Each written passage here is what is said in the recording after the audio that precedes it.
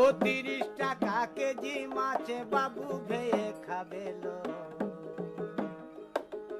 জল দিয়ে বেশি করিস না,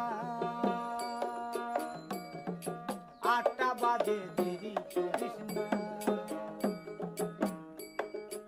8টা বাজে দেরি করিস না। ও 30 টাকা কেজি মাছ বাবু ভেয়ে খাবেলো। জল দিয়ে বেশি করিস না, 8টা বাজে দেরি করিস না।